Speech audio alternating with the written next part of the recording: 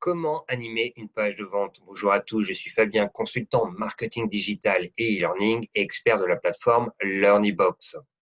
Avant de commencer cette vidéo tutoriel, je vais vous inviter dans la partie commentaires à voir les sujets que vous aimeriez voir abordés dans cette chaîne YouTube et je ferai pour vous, en réponse à vos commentaires, des vidéos tutoriels. Donc n'hésitez pas, donc vous déroulez la partie commentaires et vous mettez les sujets que vous voudriez voir abordés.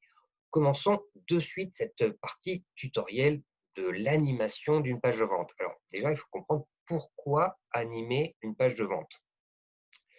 Lorsqu'on est sur Facebook, il y a de la publicité, on voit des tonnes et des tonnes de publicités, des tonnes et des tonnes de pages de vente, et puis on a tendance à les dérouler très vite, et puis il n'y a rien qui retient notre attention.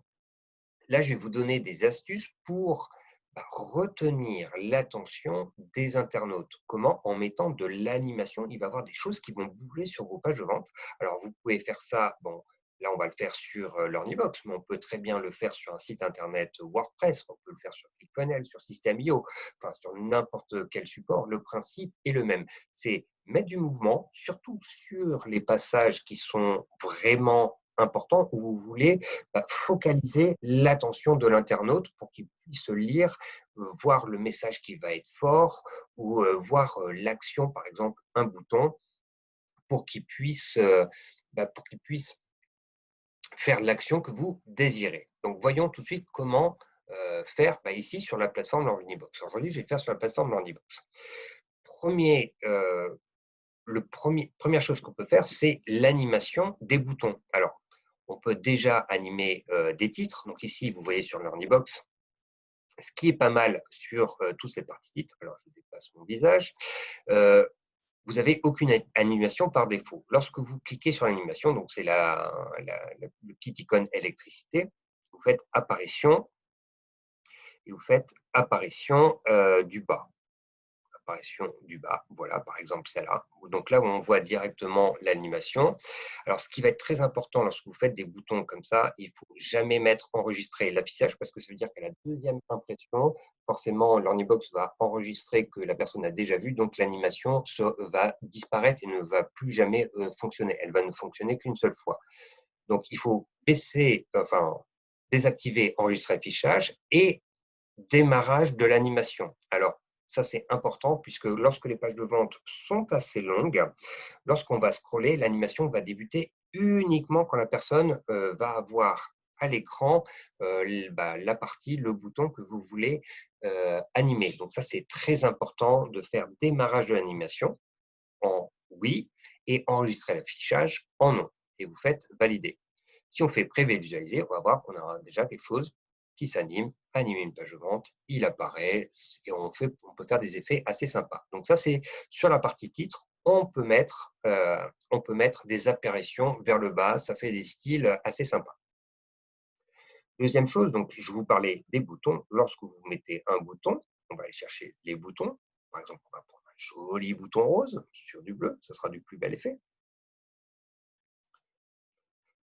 Lorsque, donc on va l'ouvrir sur une nouvelle fenêtre, mais peu importe, on va pas mettre d'action. Vous faites, valider. Vous allez cliquer sur la palette. Ici, personnaliser le design. Vous allez pouvoir, changer la police, augmenter la taille de la police. Vous faites valider. On va faire un petit peu plus d'espace pour qu'on voit bien l'animation et on va la mettre plus bas, comme ça, elle va s'afficher dans un deuxième temps. Donc, concernant cette animation, donc là, quelque chose qui est sympa pour les boutons. Donc, les boutons, c'est des choses importantes parce que c'est ce qui permet souvent de capturer un lead ou de réaliser un passage sur le formulaire de paiement. Dans l'animation, moi, je vous conseille de ne pas utiliser l'apparition, c'est un peu trop doux, d'avoir quelque chose qui est un peu plus brutal. Donc, dans les effets spéciaux, quelque chose qui marche très bien, que j'utilise très souvent, c'est le sourire. Voilà, on fait valider. Donc, tout le temps, l'affichage, l'animation, donc toujours penser à ça. Vous faites valider. On va prévisualiser, voir ce que ça donne. Donc là, vous voyez, c'est assez doux sur la partie titre. Et quand on va descendre, le bouton, il va s'agiter dans tous les sens. Donc ça c'est sympa. Lorsqu'il y a beaucoup de texte, on va voir de suite où apparaît le bouton, même s'il n'est pas aussi gros que ça, on va de suite voir le bouton et on va avoir tendance à cliquer sur ce bouton. Donc ça, c'est la première chose qu'on peut mettre facilement en place. Deuxième chose, troisième, donc l'apparition des titres. Deuxième chose, les boutons qui s'agitent. Troisième chose, c'est mettre des GIFs animés. Donc on peut les trouver sur Internet, notamment sur Google. Donc là, on va voir comment mettre un GIF animé. Alors, ce qu'il va falloir, c'est aller sur Google.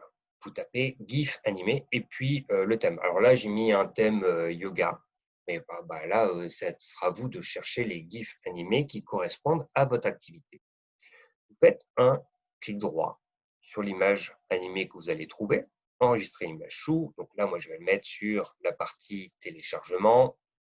Et vous faites enregistrer. Hop, c'est Acro Yoga 2, ça s'appelle. Donc là, on va le charger sur la plateforme Lordibox, où on a mis une photo par défaut. On va chercher dans les dossiers. Forcément, ça ne va pas exister. Donc, je vais dans mon fichier donc, test à supprimer. C'est là où je mets toutes les photos pour les tutoriels. Vous faites envoyer. On va aller chercher donc, la photo Acro Yoga. Vous faites ouvrir. Donc, c'est assez léger. Pour un GIF animé, là, on a 656 kilooctets. Comme je vous avais dit dans une autre vidéo, jamais dépasser 1 mégaoctet parce que c'est trop lourd et ça s'affiche très lentement par la suite. On clique et on fait choisir. Valider. Et là, vous voyez, donc on peut agrandir un petit peu la définition du GIF. Hop, pas trop. Voilà. Non, ça pixelise. En général, les GIFs n'ont pas des définitions très élevées, donc il faut très souvent les mettre en plus petit. Hop, et voilà. On va privilégier pour voir ce que ça donne, les animations, les différentes. Donc là, il faut s'imaginer une page de vente avec beaucoup de texte, une vraie page de vente, mais je vais vous montrer un exemple après. Faites privilégier. Donc on a un titre qui est doux, qui s'affiche. Vous avez des images qui peuvent attirer l'œil du spectateur sur certains passages. Ou si vous, alors c'est pas mal de mettre dans des pages de vente de la vidéo, mais si vous n'êtes pas trop à l'aise avec la vidéo, que c'est pas trop votre truc, mettre des gifs animés, ça donne un petit peu de mouvement sur la page, c'est assez sympa.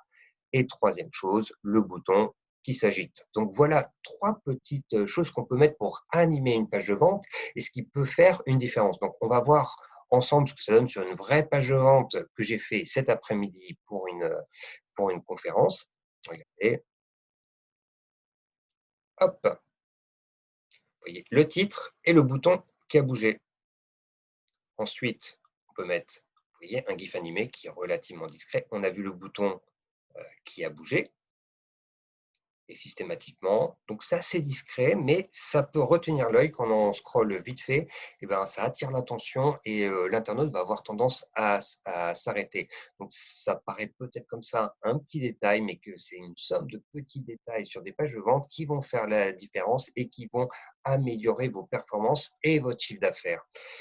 Donc, c'est fini pour ce tutoriel et je vous invite, donc, si ce n'est pas déjà fait, à vous abonner pour retrouver tous mes conseils en marketing digital et en e-learning. Et je vous dis à très bientôt pour une nouvelle vidéo.